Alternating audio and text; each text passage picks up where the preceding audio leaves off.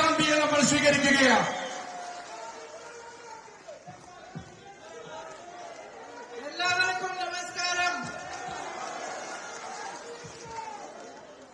My esteemed colleagues from the UDF, all the leaders who are on stage with me here today, I welcome you to this meeting.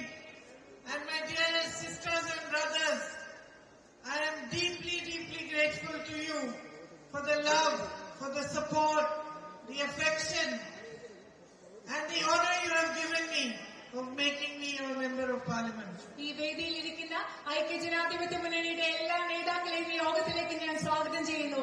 എന്റെ പ്രിയപ്പെട്ട സഹോദരി സഹോദരന്മാരെ, നിങ്ങൾ എനിക്ക് നൽകുന്ന സ്നേഹത്തിന്, നിങ്ങൾ എന്നോട് കാണിക്കുന്ന ഇഷ്ടത്തിന്, നിങ്ങൾ എനിക്ക് നൽകിയ പിന്തുണയ്ക്ക്, അതിലുപരി നിങ്ങളുടെ ജനപ്രതിനിധിയായി എന്നെ തെരഞ്ഞെടുത്തതിന് നിങ്ങളോടുള്ള കടപ്പാട് ഞാൻ അറിയിക്കുകയാണ്. Through the days of my campaign here, I learned some things about all of you. എന്റെ ഇവിടുത്തെ പ്രചരണ ദിവസങ്ങളിൽ നിങ്ങളെ ഓരോരുത്തരെയും കുറിച്ച് ഏതാനും കാര്യങ്ങൾ ഞാൻ പഠിച്ചു. When I saw you waiting on the side of the streets for me, outside your homes, standing there even till late in the night, waiting to greet me, I saw the love in your eyes and the simplicity of your lives. And I learned that your affection and your honesty is something that needs to be valued deeply. ഞാനിവിടെ വന്ന സമയത്ത് നിങ്ങൾ വഴിയരികിൽ എനിക്ക് വേണ്ടി കാത്തു നിൽക്കുകയായിരുന്നു. രാത്രി പലപ്പോഴും നിങ്ങൾ ഒരുപാട് നേരം എനിക്ക് വേണ്ടി കാത്തു നിന്നു. നിങ്ങളുടെ കണ്ണുകളിൽ സ്നേഹമുണ്ടായിരുന്നു. ഞാൻ നിങ്ങളുടെ കണ്ണുകളിലെ സ്നേഹവും നിങ്ങളുടെ ജീവിതത്തിന്റെ ലാളിത്യവും അവിടെ മനസ്സിലാക്കി. നിങ്ങളുടെ സത്യസന്ധതയിൽ നിന്നും സ്നേഹത്തിൽ നിന്നും ഞാൻ ഒരുപാട് കാര്യങ്ങൾ പഠിച്ചു. I met farmers here who taught me something as well. ഞാനിവിടെ എന്നെ കുറിച്ച് കാര്യങ്ങൾ പഠിപ്പിച്ച കർഷകരെയും കണ്ടു. Particularly one farmer called Johnny, who had a big debt of many lakhs, and he was having great difficulty growing his crops because monkeys used to come and eat them, the rains were destroying them. And when I asked him, what are you going to do? You must be very disturbed. He smiled and he said to me, doesn't matter. Next year I will repay it all. Everything will be good. So I learned from him that to have a positive attitude, no matter what difficulty you're facing, to be happy and smile and believe that you will be able to face that problem. ഞാൻ Johnny എന്ന് പറയുന്ന ഒരു കർഷകനെ കണ്ടു. അദ്ദേഹത്തിന് ഒരുപാട് ലക്ഷം രൂപയുടെ കട ഉണ്ടായിരുന്നു. കുരങ്ങുകളൊക്കെ വന്നിട്ട് അദ്ദേഹത്തിന്റെ വിള നശിപ്പിക്കും. ഞാൻ അദ്ദേഹത്തോട് ചോദിച്ചു, നിങ്ങൾ എന്ത് ചെയ്യാൻ പോവാ? അദ്ദേഹം പറഞ്ഞു, കുഴപ്പമില്ല, ഈ കടകളൊക്കെ ഞാൻ അടുത്ത വർഷം വീട്ടിക്കൊള്ളാം. അദ്ദേഹത്തിൽ നിന്ന് എന്ത് ബുദ്ധിമുട്ടുണ്ടായാലും പ്രയാസം ഉണ്ടായാലും അതിനെ പോസിറ്റീവായിട്ട് കാണണം, സന്തോഷമായിട്ടിരിക്കണം, ചിരിച്ചുകൊണ്ട് നിൽക്കണം എന്ന പാഠമാണ് ജോണി എന്ന കർഷകനിൽ നിന്ന് ഞാൻ പഠിച്ചത്. I met a beautiful young woman who ran her own homestay, also facing difficulties because after the landslide, less tourists were coming. I saw the way she was with her mother, more worried about how she is going to pay the staff working for her than how she is going to manage the next day. അത് മാത്രമല്ല, ഞാൻ അവിടെ ഒരു മനോഹരമായ home stay നടത്തുന്ന ഒരു ചെറുപ്പക്കാരിയെ കണ്ടു. ആ ചെറുപ്പക്കാരിയായ സ്ത്രീ അവരുടെ അമ്മയുടെ കൂടെ ആണ് ആ ഹോം സ്റ്റേ നടത്തുന്നത്. ആ സ്ത്രീ വിഷമിച്ചത് കാരണം ഇവിടെ മണ്ണിടിച്ചിലുണ്ടായ ശേഷം അധികം ആളുകൾ അതിഥികളായിട്ട് വരുന്നില്ല. എങ്ങനെയാണ് ഹോം സ്റ്റേ നടത്തിക്കൊണ്ട് പോകുന്നത് എന്നുപരി അവര് ജോലിക്ക് വെച്ചിരുന്ന ആളുകൾക്ക് എങ്ങനെ ശമ്പളം കൊടുക്കും എന്നതിനെ കുറിച്ചായിരുന്നു ആ സ്ത്രീയുടെ ചിന്ത. And when I met that lady, she had with her her mother, who was an older lady, and another lady who was working with her for the last 10-15 years. ഞാൻ ആ സ്ത്രീയെ കണ്ടപ്പോ ആ സ്ത്രീയുടെ കൂടെ പ്രായമായ ഒരാളുണ്ടായിരുന്നു. അത് ആ സ്ത്രീയുടെ അമ്മയായിരുന്നു. അത് മാത്രമല്ല, കുറച്ചുകൂടി പ്രായമായ മറ്റൊരു സ്ത്രീ, 10-15 വർഷമായിട്ട് അവരുടെ കൂടെ ജോലി ചെയ്യുന്ന മറ്റൊരു സ്ത്രീ ഉണ്ടായിരുന്നു. And as a stranger, a person who met her for the first time, I noticed how she treated both with equal respect. അതില്ല, ഞാൻ അവരെ ആദ്യമായിട്ട് കാണുന്ന ഒരു അപരിചിതയായ ഒരാളാണ്. ഞാനിപ്പോ ശ്രദ്ധിച്ചതെന്താ, ഈ പെൺകുട്ടി, ഈ സ്ത്രീ, ഈ രണ്ട് അമ്മമാരെയും, ഈ പ്രായമായ രണ്ട് സ്ത്രീകളെയും ഒരുപോലെയുള്ള ബഹുമാനത്തോടു കൂടിയാണ് അവരോട് പെരുമാറുന്നത് ശ്രദ്ധിച്ചു. And before the campaign, when I had come here to visit the victims of the landslide, I met a young boy called Muhammad Hani. അതില്ല, ഈ പ്രചരണത്തിന് മുമ്പ് ഞാനിവിടെ മണ്ണിടിച്ചിലുണ്ടായപ്പോ ദുരന്തബാധിതരായ ആളുകളെ കാണാൻ വന്നപ്പോ മുഹമ്മദ് ഹാനി എന്ന പേരുള്ള ഒരു ചെറുപ്പക്കാരനായ ആൺകുട്ടിയെ ഞാൻ കണ്ടു. Who lost every single member of his family except his grandmother. തന്റെ മുത്തശ്ശി ഒഴിച്ചുള്ള എല്ലാവരെയും ആ പയ്യന് ആ മണ്ണിടിച്ചിൽ അന്നത്തെ ദുരന്തത്തെ നഷ്ടപ്പെട്ടു പോയി. When I met this boy, he was brave, but he was also broken. ഞാൻ ആ കുട്ടിയെ കണ്ടപ്പോ ആ കുട്ടിക്ക് ധൈര്യം ഉണ്ടായിരുന്നു, പക്ഷെ അത് തകർന്നു പോയിരിക്കുകയായിരുന്നു. For 6 hours during the landslide with the flooding waters, he had held on to his mother trying to save her life. ആ മണ്ണിടിച്ചിലുണ്ടായപ്പോ ആ വെള്ളം ഇങ്ങനെ ഒഴുകി വന്നപ്പോ 6 മണിക്കൂറാണ് ആ കുട്ടി അമ്മയെ രക്ഷിക്കാൻ വേണ്ടി ശ്രമിച്ചുകൊണ്ടിരുന്നത്.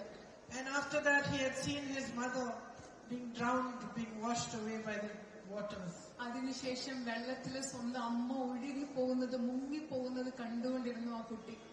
But when I came back for the election campaign and I was sending him a message asking him what are his hobbies, because I thought after the election I'll send him something. അതിനുശേഷം election പ്രചരണത്തിൽ ഞാൻ ഇവിടെ വന്നപ്പോ ആ കുട്ടിക്ക് message അയച്ചിട്ട് ഞാൻ ചോദിച്ചു എന്താ ഇഷ്ടമുള്ള കാര്യങ്ങള്, ഹാനിയുടെ വിനോദമൊക്കെ ഉണ്ട്. അത് കാരണം ഞാൻ എന്തെങ്കിലും ഒരു സമ്മാനം ആ കുട്ടിക്ക് കൊടുക്കാൻ വേണ്ടിയാണ് അത് ചോദിച്ചത്. This young boy who had lost everything just 4 months ago sent me a message back saying my hobby is helping those who are suffering. ഈ ചെറുപ്പക്കാരനായ ആൺകുട്ടി 4 മാസങ്ങൾക്ക് മുമ്പ് ജീവിതത്തിൽ എല്ലാം നഷ്ടപ്പെട്ട ആൺകുട്ടി എനിക്ക് എന്താ മെസ്സേജാണ് തിരിച്ചയച്ചതെന്നറിയാമോ? എന്റെ വിനോദം എന്ന് പറയുന്നത് ആളുകളെ സഹായിക്കലാണ്. അതാണ് ആ കുട്ടി എന്നോട് പറഞ്ഞത്. Not only is he brave, but he has a heart of gold. He is compassionate. അദ്ദേഹം, ആ കുട്ടി എന്ന് പറയുന്നത് ധൈര്യമുള്ള ഒരു കുട്ടി മാത്രമല്ല, അതിന് സ്വർണം കൊണ്ടുള്ള ഒരു ഹൃദയമുള്ള കുട്ടിയാണ്, അനുകമ്പയുള്ള കുട്ടിയാണ്. So this young boy, he is your son. That young lady who runs a homestay, she is your daughter. The farmer who is still smiling, although he is in great difficulty, he is your brother. ഈ പറയുന്ന ചെറുപ്പക്കാരനായ ആൺകുട്ടി എന്ന് പറയുന്നത് നിങ്ങളുടെ മകനാണ്. ആ home stay നടത്തുന്ന പെൺകുട്ടി നിങ്ങളുടെ സഹോദരിയാണ്. ഒരുപാട് ബുദ്ധിമുട്ടുകളുള്ളപ്പോഴും ചിരിക്കുന്ന ആ കർഷകൻ നിങ്ങളുടെ സഹോദരനാണ്. And to me, these beautiful people with simple hearts, but a clear understanding of human beings, of life, and of what is right and what is wrong, they are the people of India. They are you who represent all that is beautiful, all that is strong, all that is courageous, all that is united about this beautiful country that we all call ours. എന്നെ സംബന്ധിച്ചിടത്തോളം ഈ ലളിതമായ മനുഷ്യർ, ലളിതമായ ഹൃദയമുള്ള പക്ഷെ ധൈര്യമുള്ള സ്നേഹമുള്ള ഈ മനുഷ്യരെന്ന് പറയുന്നത്, നിങ്ങളുടെ ഇടയിലുള്ള ഈ മനുഷ്യരെന്ന് പറയുന്നത് ഈ രാജ്യമായ ഇന്ത്യയിൽ എന്തൊക്കെയാണോ മനോഹരമായിട്ടുള്ളത് അതിനെ ഒക്കെ പ്രതിനിധാനം ചെയ്യുന്ന മനോഹരരായ മനുഷ്യരാണ് നിങ്ങൾ ഓരോരുത്തരും. And so for me, having met so many of you during these days of the campaign, having come here during the time of the tragedy, and being here today, it has been one of the greatest honors of my life. എന്നെ സംബന്ധിച്ചിടത്തോളം പ്രചരണത്തിന്റെ ദിവസങ്ങളിലും അതുപോലെ ഇന്നത്തെ ദിവസവും ഇവിടെ വരികയും നിങ്ങൾ ഒരുപാട് പേരെ കാണുകയും നിങ്ങളോട് സംസാരിക്കുകയും ഒക്കെ ചെയ്തത് എന്റെ ജീവിതത്തിലെ ഏറ്റവും വലിയ ഒരു ആദരവായിട്ടാണ് ഞാൻ കണക്കാക്കുന്നത്. And to receive your love, to be welcomed by you, to be taken into your homes like a member of your own family, to be hugged, to be kissed, to see you waiting with flowers for me, it is one of the greatest privileges of my life. നിങ്ങൾ എന്നെ ഇത്ര സ്നേഹത്തോടുകൂടി നിങ്ങൾ എന്നെ സ്വീകരിക്കുന്നത്, നിങ്ങളുടെ വീടുകളിലേക്ക് കൂട്ടിക്കൊണ്ടുപോകുന്നത്, എന്നെ കെട്ടിപ്പിടിക്കാൻ വേണ്ടി, എന്നെ ഉമ്മ തരാൻ വേണ്ടി നിങ്ങൾ കാത്തു നിൽക്കുന്നത് എന്നെ സംബന്ധിച്ചിടത്തോളം എന്റെ ജീവിതത്തിലെ ഏറ്റവും വിശേഷപ്പെട്ട സൗഭാഗ്യങ്ങളിലൊന്നായി ഞാൻ കണക്കാക്കുകയാണ്. And for this I truly thank you from my heart. ഇതിനായി ഞാൻ നിങ്ങളോട് യഥാർത്ഥത്തിൽ സ്നേഹത്തോടുകൂടി സത്യസന്ധമായി ഞാൻ എന്റെ ഹൃദയത്തിന്റെ ആഴങ്ങളിൽ നിന്ന് നിങ്ങളോട് നന്ദി പറയുകയാണ്. But no matter how many words I say in gratitude, no matter how many times I thank you, it will not actually express what I feel. So I feel that the best expression of my gratitude to you will be the work I do starting today for the next 5 years as your member of parliament. ഞാൻ നിങ്ങളോട് എത്ര പ്രാവശ്യം നന്ദി പറഞ്ഞാലും അത് എന്റെ ഹൃദയത്തിൽ നിങ്ങളോടുള്ള കടപ്പാട് നന്ദിയും പ്രതിഫലിക്കാൻ ആ വാക്കുകൾ മതിയാവുകയില്ല. അതുകൊണ്ട് നിങ്ങളോടുള്ള എന്റെ കടപ്പാടിന്റെ ഏറ്റവും വലിയ പ്രതിഫലനം എന്ന് പറയുന്നത് ഇന്നു മുതൽ ഞാൻ നിങ്ങൾക്ക് വേണ്ടി ചെയ്യാൻ പോകുന്ന പ്രവർത്തനമായിരിക്കും എന്ന് ഞാൻ കരുതുന്നു. I know that you face many issues in your daily life. നിങ്ങളുടെ നിത്യജീവിതത്തിൽ നിങ്ങൾ ഒരുപാട് പ്രശ്നങ്ങൾ നേരിടുന്നുണ്ട് എന്ന് എനിക്കറിയാം. Aside from health services, education services, especially in the tribal areas, പ്രത്യേകിച്ചും ആദിവാസി മേഖലകളിലെ വിദ്യാഭ്യാസത്തിനും ആരോഗ്യവുമായിട്ട് ബന്ധപ്പെട്ട സേവനങ്ങളുമായി ബന്ധപ്പെട്ട പ്രശ്നങ്ങൾ നിങ്ങൾക്കുണ്ട്. as I said, I met farmers who are facing great difficulties. ഞാൻ നേരത്തെ പറഞ്ഞതുപോലെ ഒരുപാട് ബുദ്ധിമുട്ടുകൾ അനുഭവിക്കുന്ന കർഷകരെ ഞാൻ കണ്ടു. Growing beautiful crops, spices, coffee, tea, rubber, but not being able to get the right prices for it. അതുപോലെ ഇവിടെ തന്നെ കാപ്പി, റബ്ബർ തുടങ്ങി മനോഹരങ്ങളായ വിളകൾ ഇവിടെ കൃഷി ചെയ്യുന്നുണ്ട്. പക്ഷെ അതിനു വേണ്ട കൃത്യമായ വില നിങ്ങൾക്ക് കിട്ടുന്നില്ല.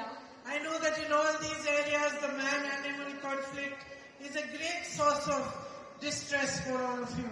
എനിക്കറിയാം ഈ പ്രദേശങ്ങളിലെല്ലാം വന്യജീവി സംഘർഷം നിങ്ങൾക്ക് വലിയ ദുരിതമുണ്ടാക്കുന്ന ഒരു കാരണമാണെന്ന് എനിക്കറിയാം. And the long-standing issues of the medical college, of the night ban on the road to Mysore, these are big issues that you have been facing. അതുപോലെ ദീർഘകാലമായി നിലനിൽക്കുന്ന മെഡിക്കൽ കോളേജിന്റെ പ്രശ്നം, യാത്രാ നിരോധനം, അതുപോലെ മൈസൂരിലേക്കുള്ള റോഡ്, ഇതൊക്കെ നിങ്ങൾ നേരിടുന്ന പ്രശ്നങ്ങളാണെന്ന് എനിക്കറിയാം. I intend to work very hard together with you, first of all to understand all these problems in depth, and then to try my best to bring all the parties together to resolve them. ഞാൻ നിങ്ങളോട് ഞാൻ കഠിനാധ്വാനം ചെയ്യും. ഈ പ്രശ്നങ്ങൾ ആഴത്തിൽ നിന്ന് മനസ്സിലാക്കി എല്ലാവരെയും ഒരുമിച്ച് കൊണ്ടുവന്ന് ഈ പ്രശ്നങ്ങൾ പരിഹരിക്കുന്നതിന് വേണ്ടി ഞാൻ കഠിനാധ്വാനം ചെയ്യും. I spoke about the tragedy that took place almost exactly 4 months ago. And it's very sad that until now the correct compensations, the correct relief and rehabilitation has not been given to the victims of that tragedy. ഞാൻ നിങ്ങളോട് ഇവിടെ ഏകദേശം 4 മാസങ്ങൾക്ക് മുമ്പ് നടന്ന വലിയ ദുരന്തത്തെ കുറിച്ച് പറഞ്ഞു. വലിയ വിഷമമുണ്ടാക്കുന്ന കാര്യമാണ്. ഇതുവരെ ദുരന്തബാധിതരായ ആളുകളുടെ പുനരധിവാസത്തിനും അവർക്ക് ആശ്വാസം നൽകുന്നതിനും അവർക്ക് നഷ്ടപരിഹാരം നൽകുന്നതിനും വേണ്ട ഒന്നും ഇതുവരെ നടന്നിട്ടില്ല എന്നത് വിഷമമുണ്ടാക്കുന്നതാണ്. All of us UDF leaders, workers in our own ways are trying to put as much pressure as we can so that this rehabilitation is received by the victims. You must be knowing that even yesterday some youth congress workers were protesting and they got lathi charged by the police. നിങ്ങൾക്കറിയാം, നമ്മൾ ഇവിടെയുള്ള എല്ലാവരും, ഐക്യജനാധിപത്യ മുന്നണിയുടെ എല്ലാ നേതാക്കളും പ്രവർത്തകരും നമ്മുടെ ഇവിടെ ദുരന്ത ബാധിതരായ ആളുകൾക്ക് വേണ്ട നഷ്ടപരിഹാരം നൽകാൻ ഗവൺമെന്റുകളിൽ കൃത്യമായ സമ്മർദ്ദം ചെലുത്തണം. നിങ്ങൾക്കറിയാം, ഇന്നലെ ഇതിനെതിരെ പ്രതിഷേധിച്ച യൂത്ത് കോൺഗ്രസ് പ്രവർത്തകരെ ലാത്തി ചാർജ് ചെയ്യുകയുണ്ടായി. I will be writing to the Chief Minister of Kerala and trying to put as much pressure as possible on the centre as well to provide the rehabilitation that they deserve. ദുരന്ത ബാധിതർക്ക് അർഹതപ്പെട്ട പുനരധിവാസം നൽകുന്നതിന് വേണ്ടി കേരള മുഖ്യമന്ത്രിക്ക് ഞാൻ എഴുതുന്നതായിരിക്കും. അതുപോലെ തന്നെ കേന്ദ്ര ഗവൺമെന്റിനോട് കൃത്യമായ പുനരധിവാസം നടത്തുന്നതിന് വേണ്ട പ്രവർത്തനങ്ങൾ നടത്തുന്നതിന് വേണ്ടി അവരെ ഞാൻ സമീപിക്കുന്നതായിരിക്കും. But I would like to urge both the Prime Minister and the Chief Minister to provide this rehabilitation regardless of politics. ഞാൻ ഇവിടുത്തെ പ്രധാനമന്ത്രിയോടും ഇവിടുത്തെ മുഖ്യമന്ത്രിയോടും ഞാൻ അഭ്യർത്ഥിക്കാൻ ആഗ്രഹിക്കുന്നു. രാഷ്ട്രീയത്തിന് അതീതമായി ഇവിടുത്തെ ജനങ്ങൾക്ക് പുനരധിവാസത്തിന് വേണ്ട പദ്ധതി നടപ്പിലാക്കണമെന്ന് ഞാൻ ആവശ്യപ്പെടുകയാണ്. I would urge them to recognize that what happened here was beyond any kind of politics. What happened here was a deep and devastating human tragedy. ഞാൻ അവരോട് അഭ്യർത്ഥിക്കുകയാണ്, വയനാട്ടിൽ എന്താണ് സംഭവിച്ചത്? ഈ ദുരന്തം എന്ന് പറയുന്നത് എല്ലാ രാഷ്ട്രീയത്തിനും അപ്പുറത്താണ്. അതിഭയങ്കരമായ വിനാശമുണ്ടായ ഒരു മാനുഷിക ദുരന്തമാണ് ഇവിടെ നടന്നത്.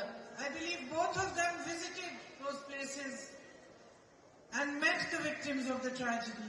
So I would like to remind them of those victims and remind them of their faces when they met them. Remind them that we are all human beings. And beyond anything else, we must help those who are suffering and who are in pain as human beings. ഞാൻ വിശ്വസിക്കുന്നത് ഈ രാജ്യത്തിന്റെ പ്രധാനമന്ത്രിയും ഇവിടുത്തെ മുഖ്യമന്ത്രിയും അവിടെ ദുരന്ത ബാധിതരായ ആളുകളെ സന്ദർശിച്ചു എന്നാണ്. ഞാൻ അവരോട് അഭ്യർത്ഥിക്കുകയാണ് അവരുടെ മുഖങ്ങൾ ഓർക്കാൻ, അവരെ കണ്ട സമയം ഓർക്കാൻ. കാരണം എല്ലാറ്റിലും ഉപരിയായി നമ്മൾ മനുഷ്യരാണ്, നമ്മൾ മനുഷ്യരെയാണ് സഹായിക്കേണ്ടത്. I spoke earlier about the lady who runs a homestay and was facing difficulties. She's not alone. Due to what happened in the landslide and the amount of publicity it got across India, many people still believe that it is unsafe to come here. But they don't realize that the tragedy, the landslide, took place in a very confined geographical area, and that the rest of this beautiful place is absolutely safe to visit. And we must make a special effort now to invite more tourists back, to show them that it is safe, it is beautiful, and this is the best place to have a nice and relaxing holiday. ഞാൻ നിങ്ങളോട് നേരത്തെ പറഞ്ഞ ഒരു home stay നടത്തുന്ന സ്ത്രീ ഈ ദുരന്തത്തിന് ശേഷം ഇവിടെ ആളുകൾ വരുന്നില്ല. അത് ആ സ്ത്രീ തനിയെയല്ല, ഒരുപാട് ആളുകൾ ഇന്ത്യയിൽ വിചാരിക്കുന്നുണ്ട് ഇപ്പം വയനാട്ടിലേക്ക് വരുന്നത് സുരക്ഷിതമല്ല. അവര് മനസ്സിലാക്കുന്നില്ല ഈ ദുരന്തം, പ്രകൃതി ദുരന്തം ഉണ്ടായത് ചെറിയൊരു ഭൂപ്രദേശത്ത് മാത്രമാണ്. കേരളത്തിന് പുറത്തുള്ള ഇന്ത്യയിലുള്ള ആളുകളോട് പറഞ്ഞ് മനസ്സിലാക്കി കൊടുക്കണം, വയനാട്ടിൽ പ്രശ്നമുണ്ടായത് ഒരു ചെറിയ പ്രദേശത്ത് മാത്രമാണ്. ഈ മനോഹരമായ പ്രദേശത്തിന്റെ ഒരുപാട് ഭാഗങ്ങൾ അവർക്ക് സന്ദർശിക്കാനുണ്ട്. അവർക്ക് ആസ്വാദ്യകരമായ റിലാക്സ്ഡ് ആയിട്ടുള്ള സമയം ചെലവഴിക്കാൻ വയനാട്ടിലേക്ക് വരണം എന്ന് പറയാൻ വേണ്ടി പ്രത്യേക ശ്രമങ്ങൾ നമ്മൾ നടത്തേണ്ടതുണ്ട്. And I think looking forward from here, if we focus on building the tourism industry, strengthening homestays, showing everybody across India and the world what a beautiful destination this is, we can boost employment here, we can build your industry, and we can provide a better future for the young people of Wayanad. വയനാട്ടിലെ വിനോദസഞ്ചാര മേഖലയെ ശക്തിപ്പെടുത്തുന്നതിലൂടെ, ഇവിടുത്തെ home സ്റ്റേകളെ ശക്തിപ്പെടുത്തുന്നതിലൂടെ മറ്റു ഭാഗത്തുള്ളവർക്ക്, ഈ രാജ്യത്തിന്റെ മറ്റു ഭാഗത്തുള്ളവരോട് എത്ര മനോഹരമാണ് വയനാട് എന്ന് പറഞ്ഞ് ഇവിടേക്ക് ആളുകളെ കൊണ്ടുവരുന്നതിലൂടെ ഇവിടെ ഒരുപാട് തൊഴിലവസരങ്ങൾ സൃഷ്ടിക്കാൻ സാധിക്കും. നിങ്ങൾക്ക് മെച്ചപ്പെട്ട ഒരു ഭാവി ഉണ്ടാക്കാൻ, ഇവിടുത്തെ ചെറുപ്പക്കാർക്ക് മെച്ചപ്പെട്ട ഒരു ഭാവി ഉണ്ടാക്കാൻ നമുക്ക് സാധിക്കും. I also believe that strengthening the farming sector so that farmers should not be feeling the kind of distress they are feeling is key to providing better employment opportunities for you. അതുപോലെ തന്നെ ഇവിടെ മെച്ചപ്പെട്ട തൊഴിലവസരങ്ങൾ ഉണ്ടാകാൻ ഏറ്റവും പ്രധാനപ്പെട്ടത് ഇവിടുത്തെ കാർഷിക മേഖലയെ ശക്തിപ്പെടുത്തുകയാണ്. കർഷകർക്ക് ഇത്രമാത്രം ബുദ്ധിമുട്ടുണ്ടാകാത്ത ഒരു അവസ്ഥ ഉണ്ടാക്കുകയാണ്. You grow such beautiful crops here, such beautiful spices. You have coffee, tea, rubber, cinnamon, all sorts of beautiful things. And those should be beautifully marketed for the whole world as well. നിങ്ങൾ ഇവിടെ കാപ്പി, തേയില, അതുപോലെ കറുവാപ്പട്ട, അതുപോലെ മനോഹരമായ സുഗന്ധദ്രവ്യങ്ങൾ, വിളകളാണ് നിങ്ങൾ ഇവിടെ കൃഷി ചെയ്യുന്നത്. അതൊക്കെ ഈ ലോകം മുഴുവനുള്ള വിപണിയിലേക്ക് നമുക്ക് കൊണ്ടുചെന്ന് എത്തിക്കാൻ സാധിക്കണം. So I think that these two major areas should be a focus for us in the future. അതുകൊണ്ട് നമുക്ക് ഭാവിയെ പറ്റി ചിന്തിക്കുമ്പോൾ ഈ രണ്ട് പ്രധാനപ്പെട്ട മേഖലകളിൽ നമുക്ക് കൂടുതൽ ശ്രദ്ധ കേന്ദ്രീകരിക്കണം എന്ന് ഞാൻ കരുതുന്നു. But as we fight for a stronger and better future for you, we are also, all of us in the UDF, in the India Alliance, the Congress Party, my brother and I, we are all also engaged in a big battle. നിങ്ങൾക്ക് മെച്ചപ്പെട്ട ഭാവി നിർമ്മിക്കുന്നതിന് വേണ്ടിയുള്ള ഒരു പോരാട്ടം നടക്കുമ്പോൾ ഞങ്ങൾ എല്ലാവരും കോൺഗ്രസ് പാർട്ടിയിലും ഐക്യജനാധിപത്യ മുന്നണിയിലും ഇന്ത്യ മുന്നണിയിലുമുള്ള, അതുപോലെ എന്റെ സഹോദരനും ഞാനും ഉൾപ്പെടെയുള്ള എല്ലാവരും ഒരു വലിയ പോരാട്ടം കൂടിയാണ് ഇപ്പോൾ നടത്തിക്കൊണ്ടിരിക്കുന്നത്. And that battle that we are fighting is a battle for the spirit of India.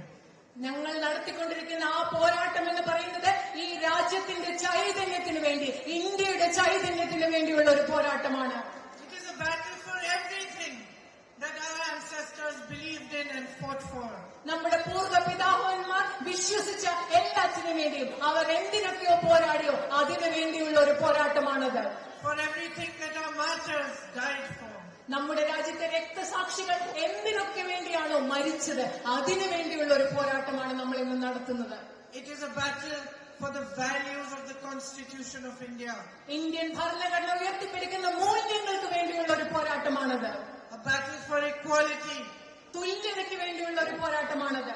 A battle for your rights to be in for them to be strengthened, for the power to remain firmly in the hands of the people of India. നിങ്ങളുടെ അവകാശങ്ങളെ ശക്തിപ്പെടുത്തുന്നതിന് വേണ്ടിയുള്ള അധികാരം ഈ രാജ്യത്തെ ജനങ്ങളിലേക്ക് തിരിച്ചു വരുന്നതിന് വേണ്ടിയുള്ള ഒരു പോരാട്ടമാണിത്. It is a battle to save the institutions of democracy from the destructiveness of the BJP and its policies. ഇന്ത്യയിലെ ജനാധിപത്യ സ്ഥാപനങ്ങളെ ബിജെപിയുടെ നാശോന്മുഖമായ പദ്ധതികളിൽ നിന്നും നയങ്ങളിൽ നിന്നും രക്ഷിക്കാനുള്ള ഒരു പോരാട്ടമാണിത്. And to protect every single Indian, no matter what religion, no matter what caste he belongs to, no matter what gender he or she belongs to.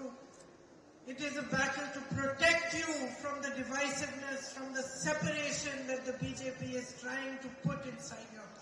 ഈ പോരാട്ടം എന്ന് പറയുന്നത് ഈ രാജ്യത്തെ ജനങ്ങളെ, ഈ രാജ്യത്തെ പൗരരെ, ഏത് ജാതിയിലുള്ള ആളാവട്ടെ, ഏത് മതത്തിലുള്ള ആളാവട്ടെ, ഏത് ലിംഗ പദവിയിലുള്ള ആളാവട്ടെ, ബിജെപിയുടെ വിഭാഗീയ രാഷ്ട്രീയത്തിൽ നിന്ന്, ബിജെപി ഉണ്ടാകുന്ന ഭിന്നതയിൽ നിന്ന് ഈ രാജ്യത്തെ ജനങ്ങളെ രക്ഷിക്കാനുള്ള പോരാട്ടമാണത്. It is a battle for the truth. ഇത് സത്യത്തിന് വേണ്ടിയുള്ള പോരാട്ടമാണ്. And you, the people of Wayanad, my sisters and brothers, are the ones who recognized this truth long ago.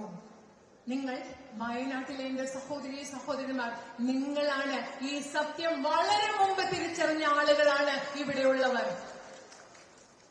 So I thank you not just for putting me here on this stage as your member of parliament today, but I thank you even more so for recognizing the battle we are fighting, for standing shoulder to shoulder with us in this great war for what we believe is the truth of our beautiful country, India. ഞാൻ നിങ്ങളെ അതുകൊണ്ട് ഇന്ന് നിങ്ങളോട് നന്ദി പറയുന്നത് ഇന്ന് എന്നെ ഈ വേദിയിൽ നിങ്ങളുടെ ജനപ്രതിനിധിയായി നിർത്തുന്നതിന് വേണ്ടി മാത്രമല്ല, ഈ ഞങ്ങൾ പോരാടുന്ന ഈ വലിയ യുദ്ധത്തിൽ, ഈ രാജ്യത്തിന് വേണ്ടി, ഇന്ത്യക്ക് വേണ്ടി പോരാടുന്ന ഒരു വലിയ യുദ്ധത്തിൽ ഞങ്ങളുടെ തോളോട് തോൾ ചേർത്ത് നിൽക്കുന്നതിന് കൂടി വേണ്ടിയാണ് ഞാൻ നിങ്ങളോട് ഇന്ന് നന്ദി പറയുന്നത്. And my journey with you has just begun. നിങ്ങളോടൊപ്പമുള്ള എന്റെ യാത്ര ഒന്ന് തുടങ്ങിയിട്ടേ ഉള്ളൂ.